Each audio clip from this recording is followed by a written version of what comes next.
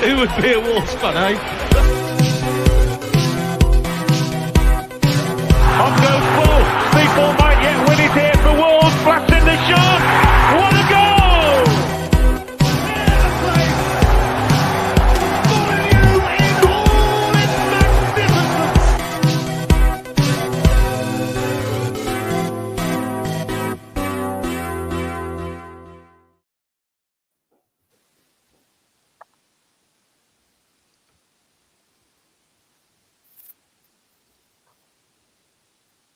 I hope you're doing nice and well out there. We're all keeping safe and finally got over that international break that nobody really wanted. It's Little Dan hosting tonight's match preview episode on behalf of the Wolves Fancast in association with 90min.com, Pixel Yeti Media, Boston Coffee Vending Machine Company, and Shoot Music, who are providing tonight's music coming from local band Smoking Eskimo. On tonight's show, I've got with me two new Wolves fans and Greg Mitch from the Garabaldi Nottingham Forest channel. I'll come to you first, Greg. How are things with you? Similar to you, I think. Glad the international break's over, but it wasn't too good just before the end of it. So it's going to be a fascinating couple of games coming up for us. It's absolutely huge, isn't it? I remember I spoke to you after the home game in Wolverhampton, and both teams were really struggling at the time. Wolves managed to get the 3 points on that day, but two totally different teams going into this game tomorrow, which we'll talk a bit more in depth. For the YouTube viewers out there, thanks for joining us. As you can see, we've got two new guests who are Wolves supporters to the right of me on your screen. I've got Phil with me on the top and Sam Turner at S Turner Tipster. You might have saw him if you're big into your horse racing. Sam, welcome to the Wolves Fancast. It's nice to have you this evening. One of the questions that we tend to ask new guests when they join us is, who is your favourite Wolves player apart from Steve Bull? I've got to say Mark Venus, because I'm pals with him, and he'd crucify me if I didn't say that. So I used to love Vino's left foot. It was like a wand, wasn't it? There weren't many better around that time. He probably lacked a yard of pace, but he could play anywhere. Obviously went on to have a very good career with Ipswich, played in the Champions League. So they finished first, the second or third in the league the one year under George Burley as well. So he wasn't too bad a player. We got Steve Sedgley and we had to give him 800 grand as well. I could never really understand that. Didn't look good business to me, but there we go. I stay loyal to Vino. He had an absolutely fantastic left foot. I even sort of don't hold too much of a begrudgement towards Vino, even though he ended up at Albion on the coaching staff, which we won't go into too much. I remember his goal against, I think it was Coventry City in the Coca-Cola Cup. Completely smashed it top corner after Steve Grizovic got sent off. I think he scored in the playoff semi-final against Bolton as well, didn't he? He did, yeah. A little back post header, wasn't it, I think? Yeah, when we used to score from set plays. We won't go too much into that Bolton playoff defeat. It still hurts about 30 years on from now.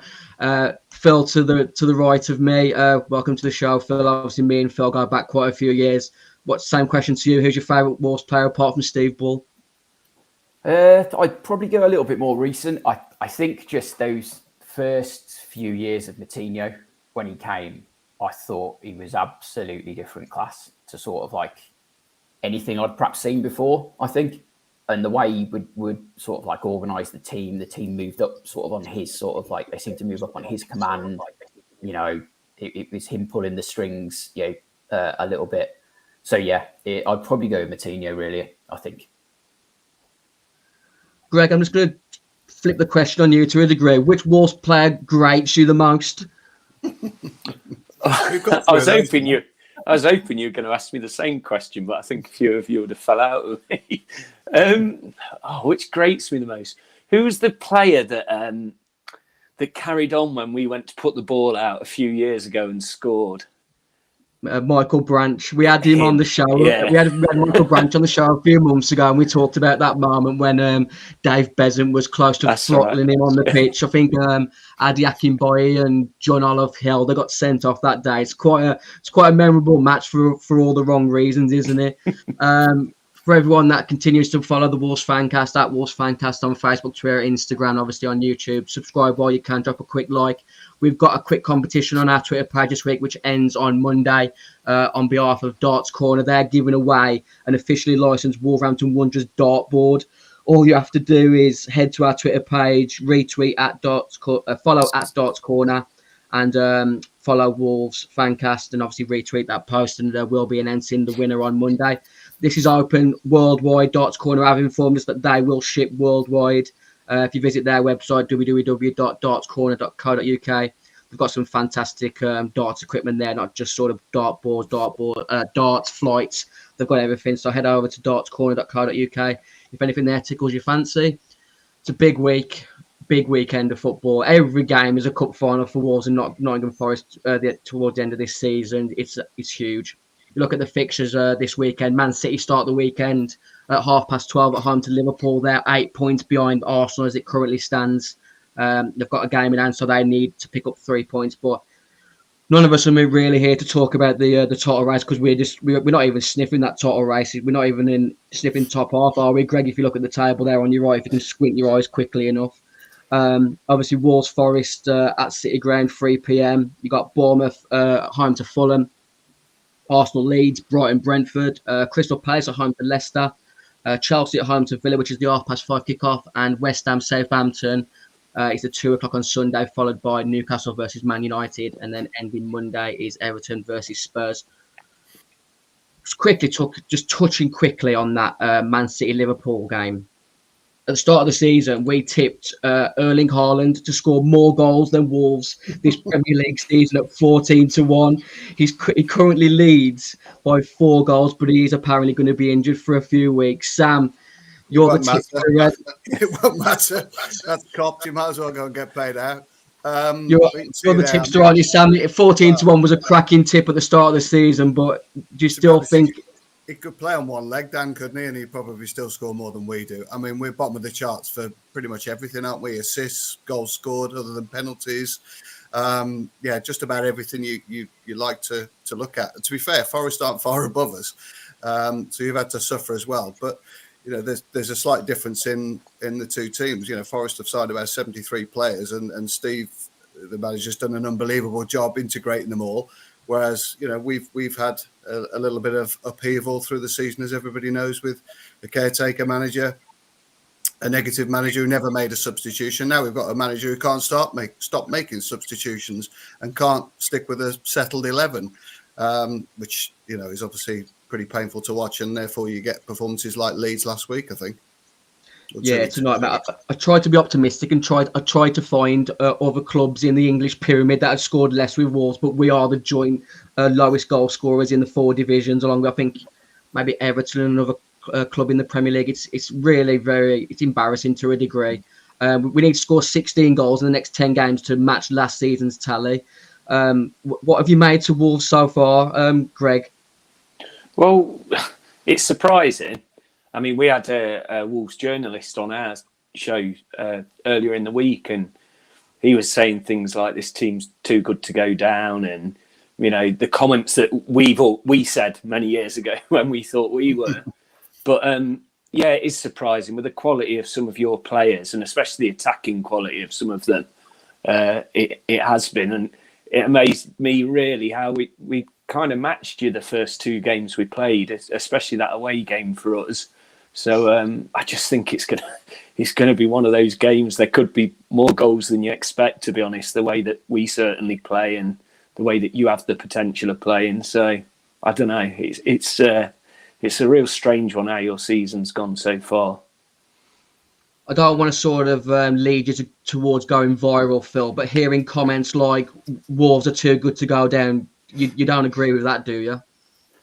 No, I don't think any team like supporter secretly thinks that. Maybe some of them do, but you know, having followed football for so long, you know, you sort of know that's just someone just saying that for to try and stir something up, really. And certainly, you know, you look at the table, any of those teams, you know, you don't really know on any of them at the moment. You know, it's so close down the bottom, isn't it?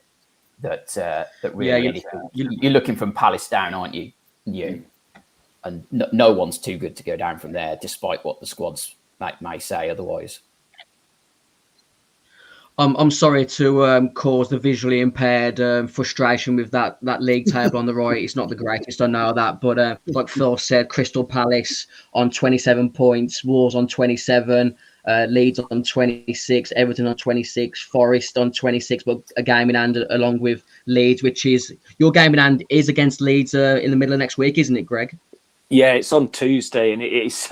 We can't think past Wolves because of how big the Wolves game is. We seem to be playing all the teams around us. So, but that's been massive, and that's been massive since it was postponed back in September for the Queen's death. So, there's been a lot of build up towards that one. But God, get Saturday out of the way, and for us, hopefully, get something, and it'll make Leeds a lot more of a pleasant evening, I think. Sam, obviously. Tipster by nature. Who's your sort of three to get relegated at the moment? Well, I think the South Coast are in trouble, aren't they? I think Southampton and Bournemouth. Bournemouth are just sad that they won't be playing us again this year because we do like to give a helping hand to teams in and around us. And I mean, if you go back to the Liverpool game, I mean, how long ago was that? Start of February. Obviously beat them 3-0 at Molineux, and I never for 1 minute thought that we'd be in this situation chatting about relegation. I thought I wasn't arrogant enough to think that we'd be pushing into the top half of the table, but I thought we'd probably be in and around where Villa are, quite comfortable and building for next season. And you just look at some of the performances since Southampton, they got lucky. Obviously, Bournemouth was pretty tragic. There was some schoolboy defending 2 weeks ago against Leeds. We fluked to win against Spurs, which has kept us afloat really in recent times. So we're in danger really of we're very much in the mire, very much in the relegation zone. And unfortunately, you know, the way that we play at home don't mean those home games that we've got coming up are, you know, particularly positive for us. We're so passive at home. The only positive we have got playing at home against the likes of perhaps Chelsea, Villa, Everton, perhaps, that they might not sit in as much as one or two other teams. And, you know, we're absolutely hopeless if we have to force a run in against any side. We just don't seem to be able to play with the intensity required, unless Adama plays perhaps, with that intensity to go and press teams and really give them some trouble in the last third of the pitch, unfortunately, at the moment. Plus, we don't score enough. So if you're starting to defend and leak bad goals like we did against Leeds, where, you know, left or right backs are heading the ball in from 3 yards inside our 6-yard box, you're going to have trouble, aren't you? And just some of the defending was so poor against Leeds that there was real alarm bells for me, you know, and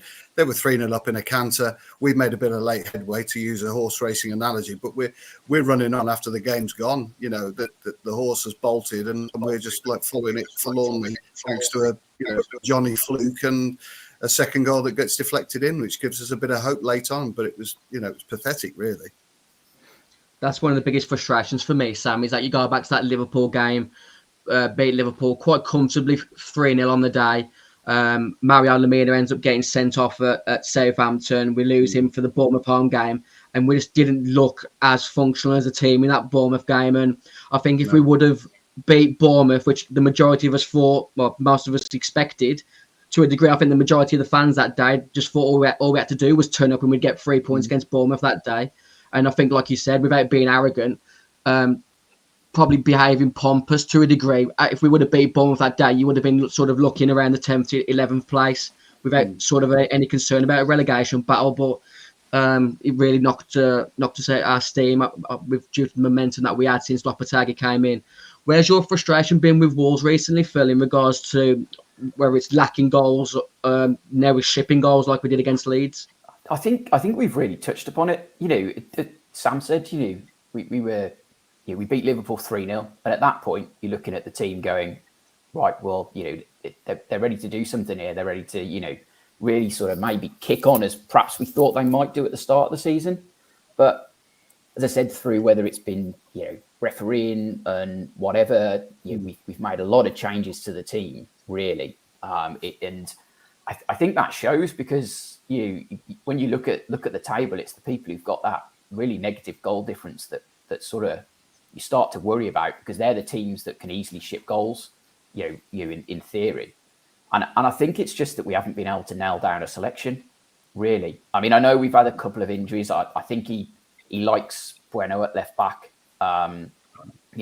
We know that Johnny's not quite what he used to be, and Ait-Nouri is flattered to deceive, maybe, although hasn't had many chances.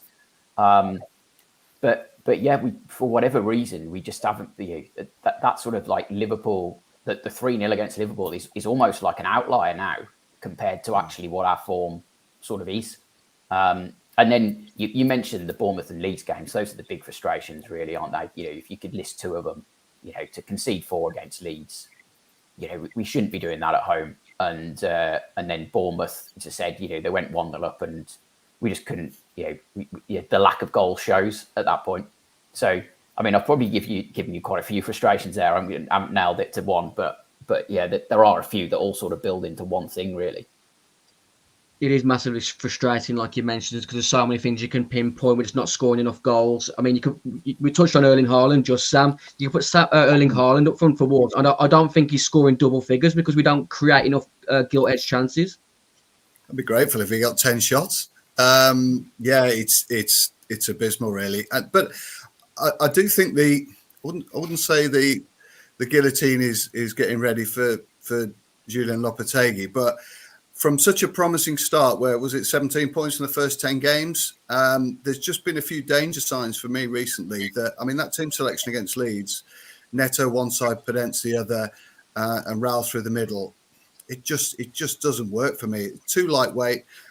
Unfortunately, Pedro Neto, yet another member of our squad. You can add Raul Jimenez, you can add Johnny, and perhaps even one or two others that just haven't come back from injury, the player that they were beforehand. I think he took the fullback on once, Pedro Neto, last week, or a couple of weeks ago, beat him once and never did it again. And, that's not the player he is. And that timid shot he had when we were 1-0 down and he was sort of 8 yards out and he just poked at a left-footed shot. That's not him. He would absolutely smash that in the back of the net if he's positive and he's in the mind frame that he's, the quality player that he looked like being pre-injury. So I think whatever happens, I think he's got to go back to that Fulham side. We looked really good that first half. That's one of the few times I've seen us live this year. And that first half against Fulham, we controlled the ball against a team that were pressing for European football. Cunha and Raul worked together as a partnership. Sarabi is obviously a clever footballer. Adama, whether you love him or hate him, he still carries threat. He wants to beat a man. He wants to go forward. He wants to try and create. And, you only had to look at that Leeds game last week. The first goal they scored, there was 7 of their players in the box. In the 6th minute of the game, 7 players. Now, when Podence broke, for one of our better chances early on, there was 4, including him. And that's the difference. That's why we don't score goals. We don't have strikers who run across the front post, and we don't have players that bomb into the box. Simple as. Yeah, I had this conversation with someone at work today. You look at the sort of the midfielders that we've got, Ruben Neves, Mateus Nunes, Matinho, Boubacar Traore. They're not midfielders that will break into the box late, score headers. We haven't ever replaced Matt Doherty's output from full-back positions. Nelson Semedo is head and shoulders better than Matt Doherty, but does not provide output in regards to goals and assists. You look at Ryan Ait-Nouri, Hugo Bueno, Johnny. They're not prolific at scoring or assisting. Where are the goals in this team? What was you going to say, Sam? I was just going to say, Doherty would get 8 to 10 goals. He was a brilliant link player. He had a great understanding with Adama down the right-hand side, and he was a brilliant finisher. And I looked at Semedo's stats today. He's averaging a quarter of a shot a game. Doherty would have a couple every game, wouldn't he? Or pop up in the box or whatever. I know, it was a different formation and, they're different players, etc. But you've taken 8 to 10 goals out of the team straight away. You look at the set pieces, the corners. We've got such a low strike rate with any set piece as well.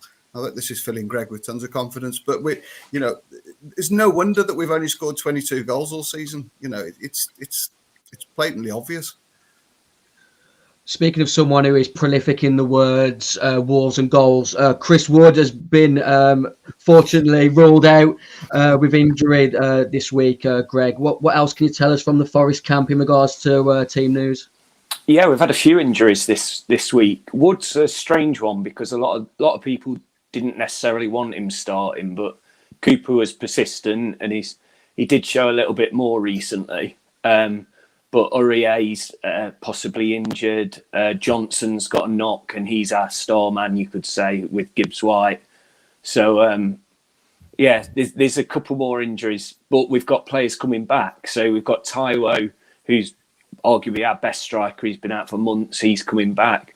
Chet Kouyate's coming back. We have got a bit of hope on the horizon as well. I think this international break, as much as I don't like them, I think we needed it more than most. Although, like I say, we have had some internationals come back injured, and like Wood out for the rest of the season. So, there is still worries there.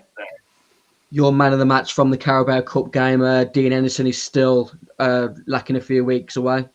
Yeah, but I don't know whether he gets back in the side. I'd love, if we stay up, I think we'd try to sign him, and he'll be probably the most quality goalkeeper we've ever had permanently, just because of his stature at the minute. But getting Naves in, 3 times Champions League winner, he's just such a quality player.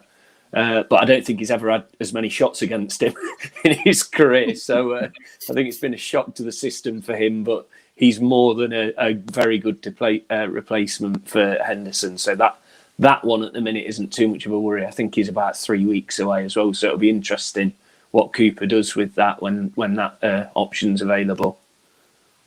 Phil, looking at Nottingham Forest's team lineup there on the left after their 2-1 defeat at home to Newcastle before the international break, what sort of Forest players concern you? And obviously, Morgan Gibbs-White, what's your opinion on Morgan? I think probably the biggest one, did he come off Brennan Johnson in this game? Did he? He didn't. No, he was carrying a knock, and then at Wales training, I think he pulled out. But what I do hear is I'd be very surprised if he didn't start. Yeah. I mean, he's probably the one. I think his home form is pretty good. He's sort of very, very confident. He seems like a very good finisher. From what I've seen of him. So really, probably him. And I mean, look, it's going to be sod's law, isn't it? It's probably going to be Gibbs-White. Especially given we during the international break, we got charged for escalating the situation after the cup game, wasn't it? So you can just see something bubbling there, and it's always the case, isn't it? Former players do something against their former clubs, and especially the way sort of like I suppose he left, and the fans sort of like not treat, but sort of like maybe the opinion of him. So other than Johnson, it's probably going to be Gibbs-White, really, because I know Forest fans really rate him. I know obviously the manager does. It's just that former club stuff, isn't it? He's at home. He was involved in all the stuff at the last game, the cup game at at their place. So something's going to happen, whether it's good or bad, I'm not sure, sort of thing. Sam, going back to the sort of last summer when Wolves accepted the transfer bid from Nottingham Forest for Morgan Gibbs-White, what was your feelings on that transfer at the time? Thought it was good business. I like the player. I mean, you look at his stats this year have been excellent for Forest, and a team that don't score a lot of goals. He creates a lot of opportunities for them. Both, him and Brennan Johnson, they'll be pivotal players for me. Everything good, really. I mean, Greg would know more than me and seen Forest obviously more than I have. But you look at the data, everything good comes through those two. It'd be a huge fillip if Brennan Johnson didn't make the game for Wolves fans, obviously.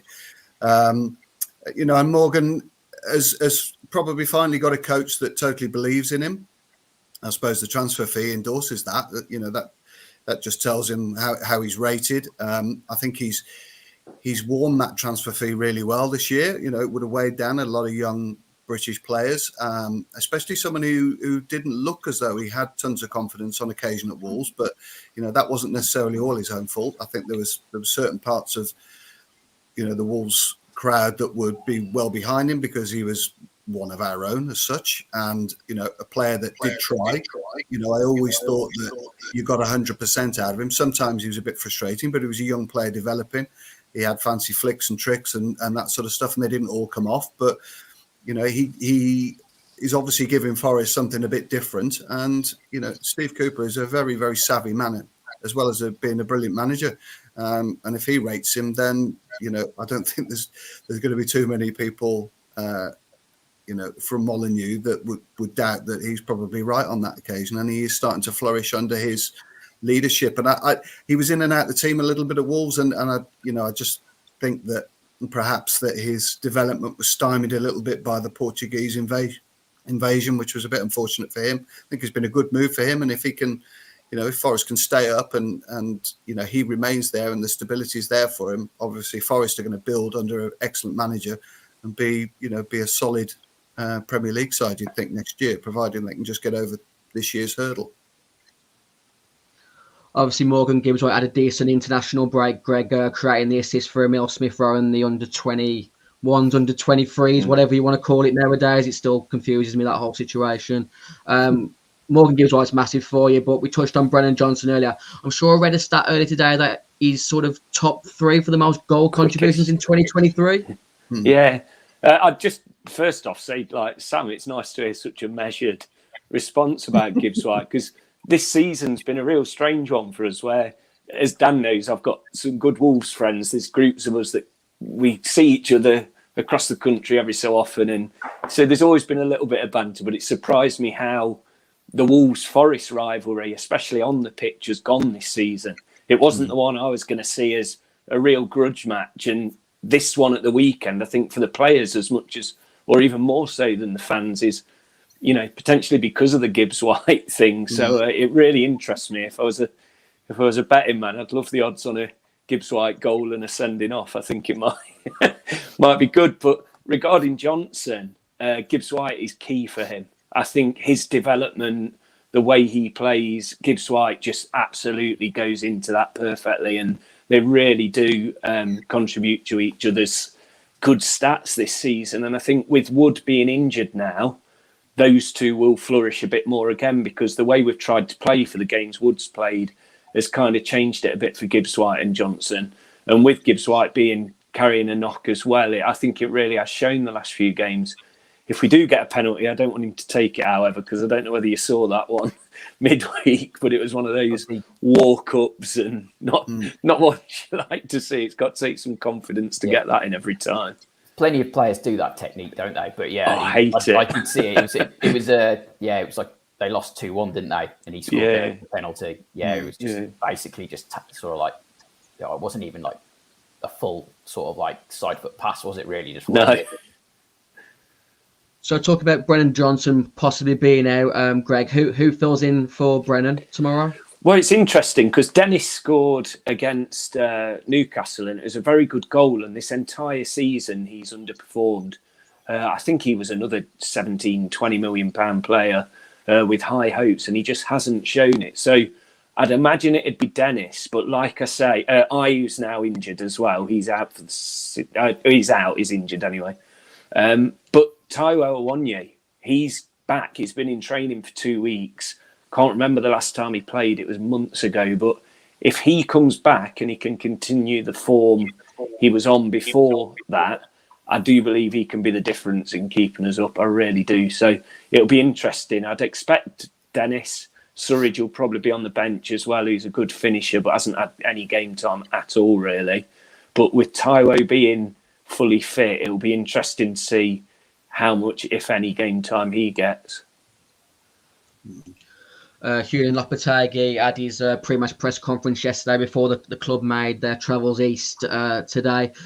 He made the announcement that Boubacar Traoré and Nelson Semedo are both available for selection tomorrow. Hugo Bueno is available. There'll be a fitness check on him tomorrow morning before they make the decision on who plays left back in Johnny Otto's absence due to his 3-match suspension after his red card against Leeds. And unfortunately, Hee-Chan Wang is still carrying an injury, so he's not going to be available for tomorrow's game.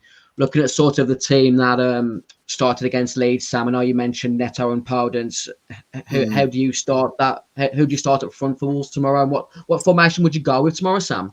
I'd probably match. Greg would tell me more than I'd know, but I presume you go 4-2-3-1, and I'd match up with that. I think Cunha has to come into the side. I thought his pressing against Fulham even with one or two quality centre-backs that they've got at moving the ball, the American lad whose name escapes me, who passes the ball brilliantly. But I still felt that we got further up the pitch with him in the side.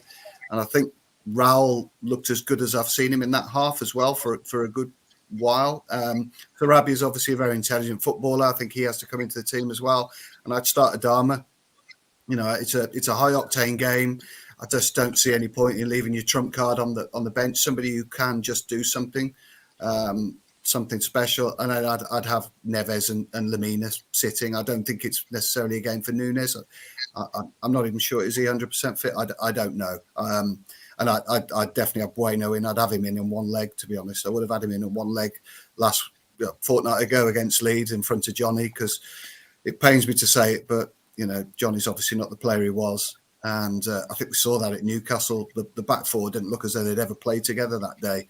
And Max Kilman looks like a startled rabbit when he plays alongside him. So I think, you know, Bueno's been one of the success stories probably the last 12 months. I think, you know, if he's 90% fit, he has to come back into the team.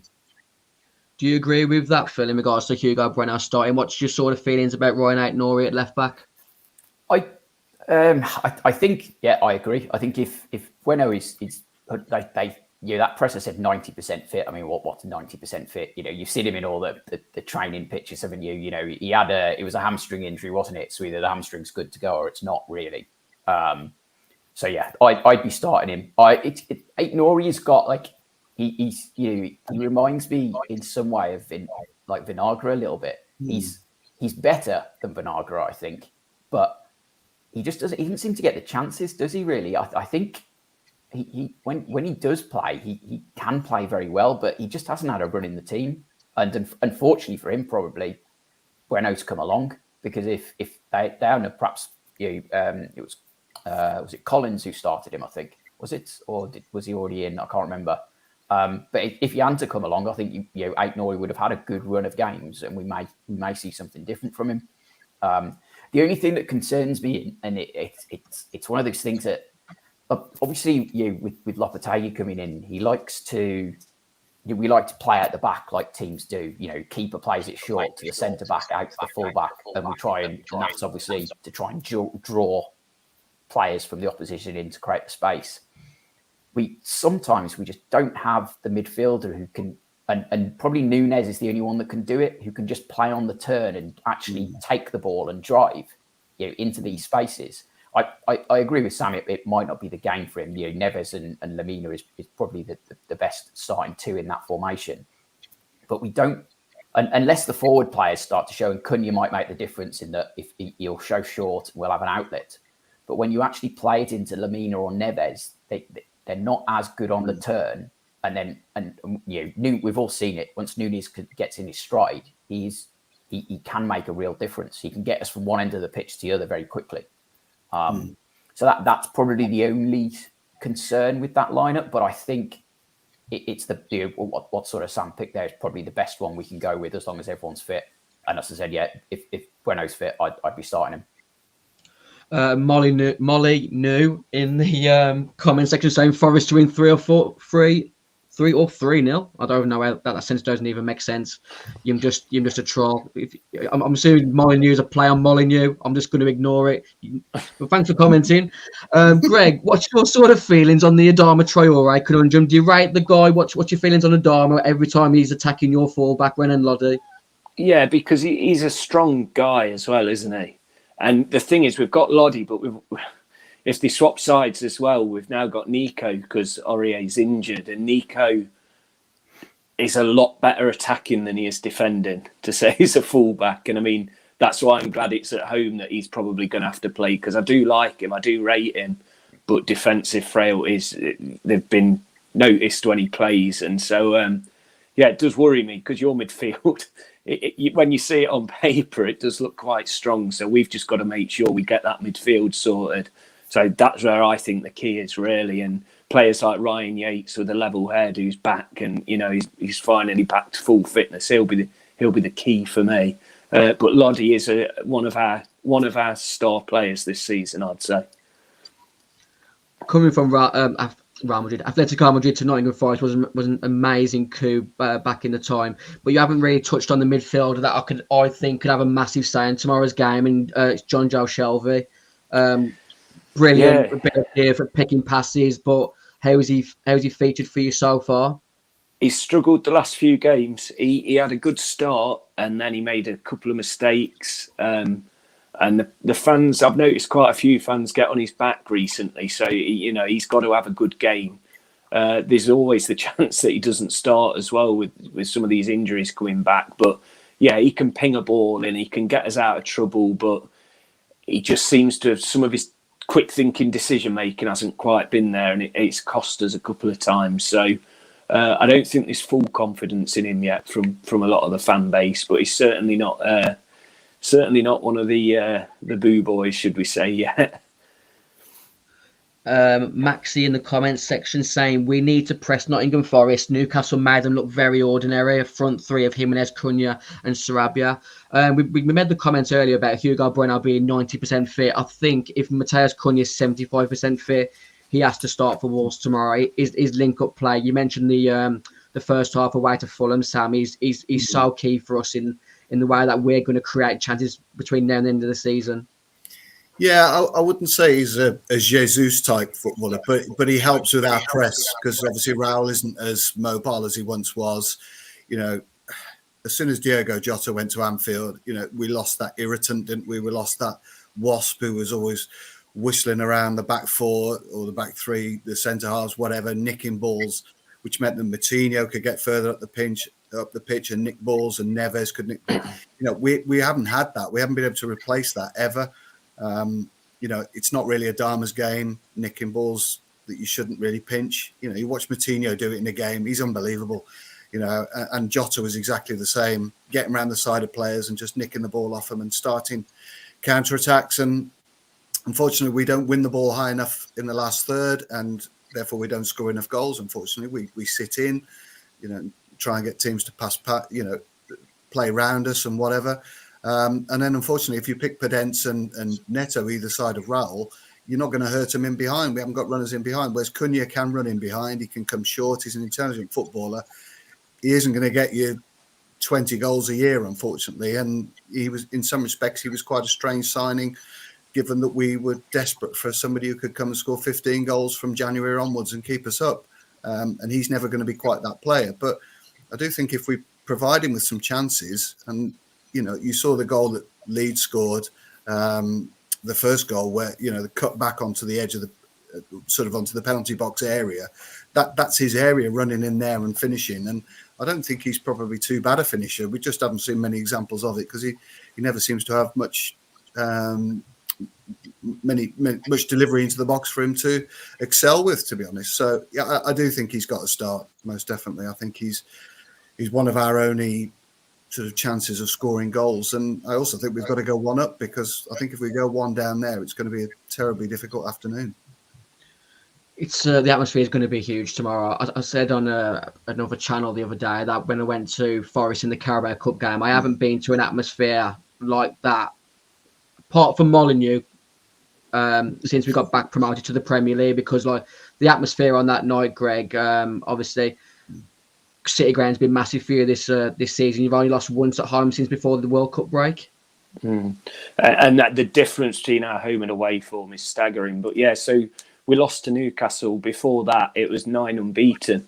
And I completely agree with that commenter that you've got to press us, because that's the way to do it. I believe now, after watching Newcastle. But even then, it took a 92nd minute penalty, and the crowd were on our side the whole way. And that's just what we've got to hope for. We've got to hope we're right behind it. We realise how big this game is, and it's funny how you mentioned Liverpool, because earlier in the show, because we beat Liverpool in October, and I thought that's it. We've figured out this Premier League malarkey. We're going to be okay. And then the next game, Leeds beat them, and then you've done it as well. And you think actually it's not that big a result this season. So it's the teams around us we have to beat. We've lost to Bournemouth at home. We only drew with Everton at a game that we really should have been more up for. So it's these games, the teams around us, which is massive, as you know. And if we get the result tomorrow, it changes every fan's outlook in that stadium. It really does. Yeah, tomorrow to a degree is a must-win for both sides. Obviously, we both had devastating defeats before that international break. Obviously, losing in injury time for you guys, and just the manner of the way that we got sort of dispatched by Leeds. We can sort of blame the referee and VAR for the decisions that we didn't get, but you still can't defend that we did for Leeds' opening 3 goals, and to a degree, the fourth not playing to the whistle. It's huge tomorrow. But Phil, would you take a draw tomorrow? I think you probably would. I think I would. I was just going to point out perhaps how big a game it is that, as you mentioned at the very start of the show, I think a lot of the teams around us, well, there's quite a few that have got another game, haven't they? They've got another game midweek. So there's a few teams that have got that sort of like they're going to be leveling up come the next round of fixtures, really. And we've got to get something, I think. As I said, if you offered me a point, maybe I'd take it because, as you say, Forest's home form, as we've just touched upon, is very good. They create a good atmosphere there. It's away from home. You could see it as a 2 points lost for us, but it's 2 points lost for Forest as well. I think we've got to get something because, as I said, I think it was Forest, Leeds, what's that, West Ham, Southampton, I think, all got another game midweek where they can pick up more points, and it's just going to be even more congested. Come the next time if any of them pick up anything in that sort of like second game, the midweek game, really. Do you agree with that comment from Maxi, Greg, that says there's more pressure on Forest being at home tomorrow? Yeah, definitely, and I agree with if I was a Wolves fan, I'd take the draw because the draw keeps you above us. And that's what it's all about, isn't it? You don't get relegated if you stay above the team. So, there is. I think there's more pressure on us. I really do. And if we don't win, then a lot of fans, even the most optimistic like me, are going to be very, very worried because then it's straight up the motorway to Leeds on Tuesday. So it's massive. The crowd will show it's a massive game and win it. And suddenly, we've got, according to the stats, we've got a 46% chance of relegation at the minute. And Palace have only got a 10% chance of relegation, for example. So win tomorrow and they lose this weekend, it flips everything on its side. Be interesting to see how Roy Hodgson fares at Palace. If you look at their run-in, they've got some really favourable fixtures. Crystal Palace, I think they pretty much play everyone below them, which is why Patrick Vieira has been a bit hard done by to a degree because they've had a really tough run. But going sort of 3 months, coming up to 4 months now without a win this calendar year, no manager can survive that, can they? Sam, I'm going to come to you first. What's your score prediction for tomorrow? Unlike I think it's a must-win. Dan, I look at those fixtures. Chelsea the week after, revitalised Chelsea, Brentford at home, Leicester away, Palace at home. They're going to sit in, make it difficult. Roy will bore them to safety, or bore us all as they get to safety. Brighton away, never get anything there. Villa at home. Man United away, Everton at home, and then we know where we got to go. The last game of the season, Arsenal, which could be the championship party for them, and looking at the barrel for us. So I think we've got to win 3 games. I'm not convinced we've got to get to 38, 39 points. It'd be interesting to see what the lads think really, but I think we've got to win 3 games. Looking at those games, I think the Forest one is one that they've got to identify as a win. Not only does it put the boot into Forest, it also gives us a massive fillip. And I think if we win, I think we will go on and probably be safe. I think it'll give us a confidence boost and a belief again in the team and in the manager that everything is working, and not least amongst the players as well, and the fans. And I think then if Chelsea comes the week after, I don't think it's so much a free hit, but I think it's a great opportunity. You go into the back of an away win at Forest, you're on to 30 points. Psychologically, I think it's massive. I don't think you can underestimate how big Saturday's game is for either team, to be honest. And I think we might win 2-1. I thought you were going to be Ron Seal for a minute then, Sam, and sit on the fence. But good to see a bit of confidence. Touch on that Chelsea game. If we can get 3 points tomorrow going into that Chelsea game, like I said, huge mentally. And Chelsea have got Champions League a few days after that game next week. So, like I say, it's a nice game to go into. Phil, what's your score prediction? I think we sort of went through it, didn't we? Forest have got a few injuries. We sort of looked at that team, and I don't know what you Sam yourself think. It's probably near full strength for us. I'd say it's probably nearest the strongest 11 we could pick from the players that we've got who are actually fit. And let's hope he picks it then, Phil. That's the problem, isn't it, with Lopetegui? It seems recently that, like Sam's already touched on, he doesn't really know his best 11, and he's got to get it on the money tomorrow. We can't keep making changes at half time. I think it's just we've discussed a few points. We've got to score for first, and I don't know. On that way, I probably am going to sit on the fence and probably go 1-1. I think. As I said, I think if you offered it me, I would take it. We've got slightly different views here. I certainly realise how big a game it is for us because, as you say, 3 points. Maybe you can pick up 5-6 points, then you get us to 36. Sort of around that 35, 36 point mark. Perhaps we could be safe there. You'd want more. We're all let's say, three of us are Wolves fans, one Forest here. We want to get as many points as we can. But I think I 1-1 from my side, I think. Can I just ask you a question for Greg? What's your running like, Greg? I haven't studied your last 10 games. It's on paper, it's the toughest out everyone down there. I'm sorry to do this to you guys, but if you'd love to squint on your screen for a few seconds, you'll see Forest sort of fourth in there. So it's Wolves and then Leeds midweek, Villa away, Man United at home, Liverpool away, Brighton at home, Brentford away, Southampton at home, Chelsea away, Arsenal at home, and then ending the season with Crystal Palace. Last game of the season, Wolves go to Arsenal. Leicester have got West Ham, Bournemouth have got Everton, and Forest have got Palace away. It's a huge day. Some people keep talking about conspiracies, and there's part of me that thinks Sky wants not just a title race on the last day of the season, but a relegation battle. And that's why they keep fiddling us with VAR, but that's for another time and story. What's your score prediction, Greg? Based on the fact that we've spent the last 46 minutes telling you how bad Wolves are. Well, you've also just reminded me of how horrendous our running is. So we win and we have to win. And I'm going to have a bet on it. I'm going to say Forest to win, both teams to score, Gibbs-White to score and descending off. How about that? He does that tomorrow. He will not make it out the ground, I'm telling you. Do you know what I will say, that last game of the season, I hope we both survive and we can all meet up in London and have a pint. That would be nice. Honestly, if someone was to offer me 10 draws at the next 10 games, I'd bite their hands off it. So what did you say your score prediction was? 2-1, Greg? Yeah, 2-1. I think it's going to be horrendous. It'll be nerve-wracking, horrible. I'm going to try and offer a bit of optimism for the Wolves fans out there and also add a bit of pang of fear is that I've not seen Wolves lose away since August 2021 and I'm going tomorrow. Why would you say that? I'm going with a 1-1 draw. That's why. But bear in mind, I've got a lot of draws. This season, I think it's 1 win and 3 draws. It's not a bad record. We'll take that. I'll take a 1-1 draw tomorrow. But like you said, we all need that 3 points tomorrow. Thanks to everyone who's joined us on the Wolves Fancast tonight.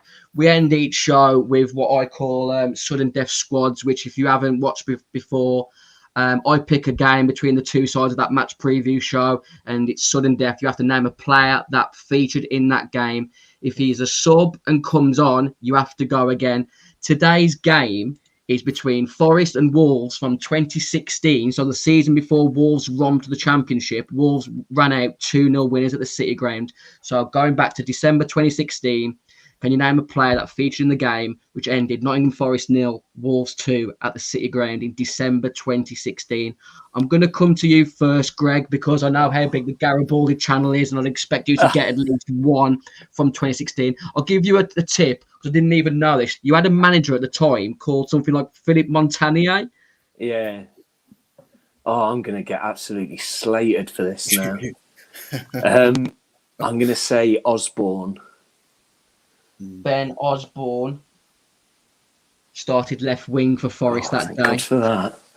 I'm going to come to you next, Phil. Danny Bath.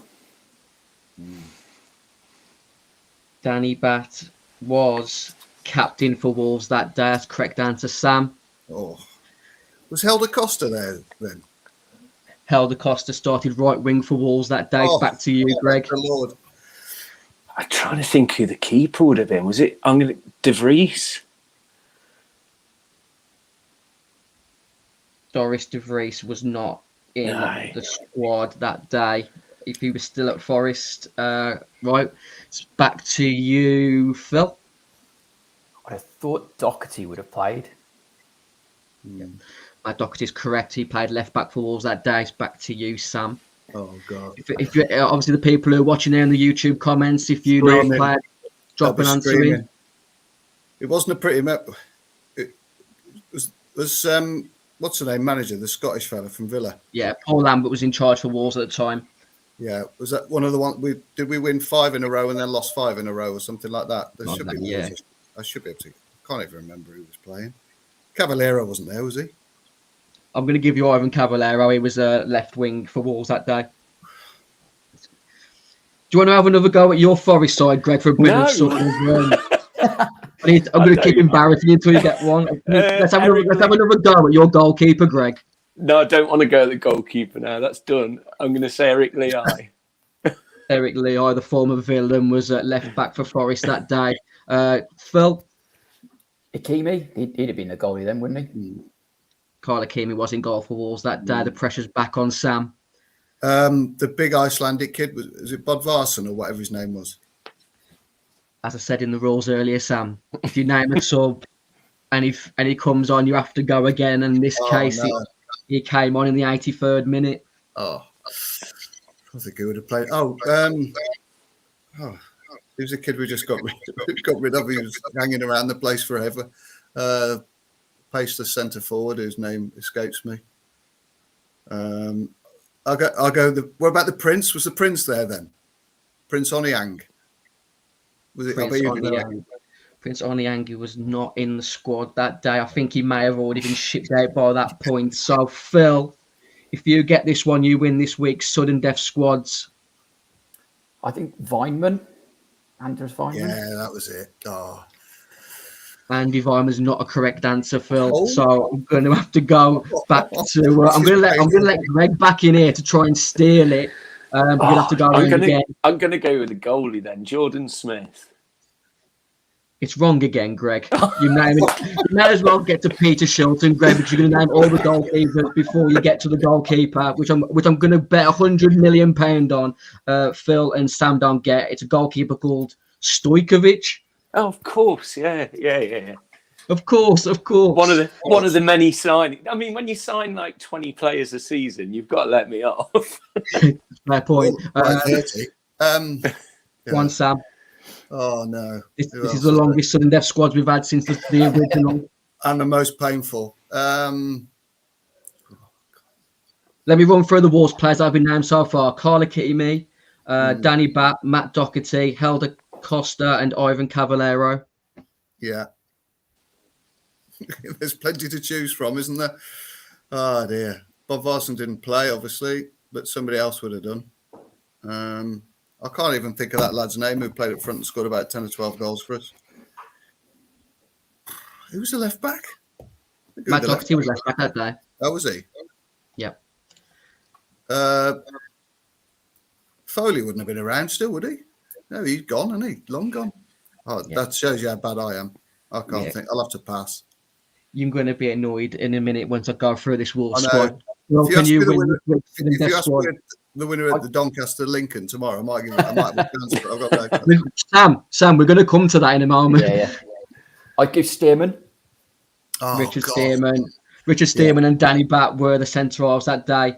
Do you want to have one last guess, Greg? Just try and bring some sort of credibility to your at Gurge Mitch handle this evening. Not really, no. 2016. I'm trying to think how long players have played for us. I'm sure one still plays in your team now. Well, that can only be really Joe Worrell then. Joe Worrell was centre half with Matt Mills that day. You could have Thanks for that. Could have had Michael Mancienne, who played for Wolves, and Mustafa Carriol. The Wolves side that day, Carl Akimi in goal. We've already said Danny Batt, Richard Stearman and Matt Doherty. Right back that day, Sam, Connor Cody. Oh, God. I wouldn't have got that, actually, to be fair. Midfield, Dave Edwards and Jack Price.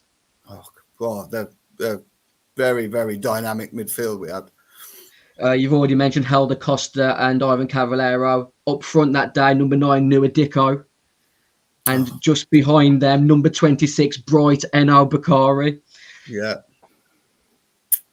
What year Thanks did for you go everything. up There, then? don't you? Forget Eno Bakari was there.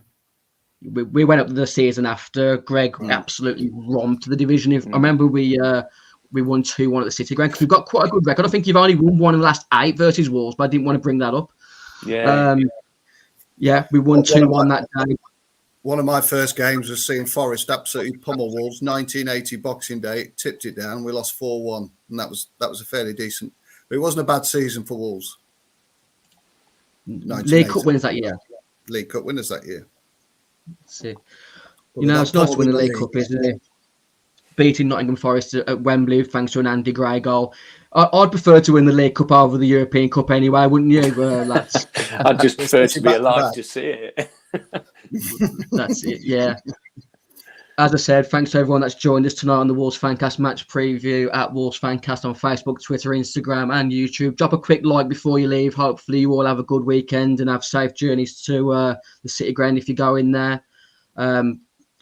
Thanks to Sam for joining us tonight. Sam, you've already mentioned it. Give the people of the Fancast a tip for a horse this weekend. Oh, right. Okay. Well, I haven't got any credibility left after that, have I? But I think there's a filly of Carl Burke's running. I think it's in the 3 o'clock called Fast Response. I'm hoping that isn't a prophetic. If we go 1-0 down, that's what we're going to need. But she's about 8 or 10 to 1. She's got a good record at Doncaster. She loves heavy ground. We're going to get loads of rain overnight, and it's already bottomless at Doncaster. So I shall be cheering her on. Not that you'll be watching that race. I'll just be kicking off at the City Ground while that's being run. But hopefully, Fast Response will run her out at Doncaster tomorrow. I intend to be. I imagine and I intend to be blurry-eyed around 3 p.m. tomorrow.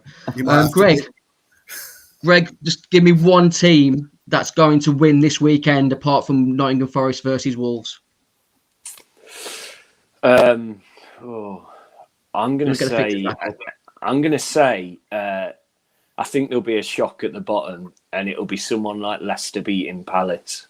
I didn't like the fact they said Palace have only got a 10% chance, and I don't think they're going to get that new manager bounce. So as much as it grates me, I think Leicester will go and get a win at Palace. Phil, who's your banker this weekend from those Premier League fixtures? Yeah, I mean, I can't go for Arsenal. I mean, I've seen the odds of that. I can't. I think Brighton. I think Brighton will be too good for Brentford. I know it's like 7th v 8th, isn't it? But I think Brighton's form at the moment, and they're playing at home. I think they're a good shout for a win there. Greg, we've absolutely started with the last minute. And who do I think is going to be a banker this weekend? I think Man City will beat Liverpool tomorrow. I think it'll go Man City's way one way or another. I don't even care whether Erling Haaland's fit tomorrow. I think Man City will turn up tomorrow and hopefully dispatch Liverpool quite comfortably. Drop a quick like before you leave, folks. Thanks for joining us as again at Wolves Fancast. Subscribe to the channel. This week we've got local band Smoking Eskimo from the Pride of Wolverhampton, Bilston Town, with their latest song Shrewsbury 1725. Enjoy your weekend. We'll see you Sunday for the post-match review show.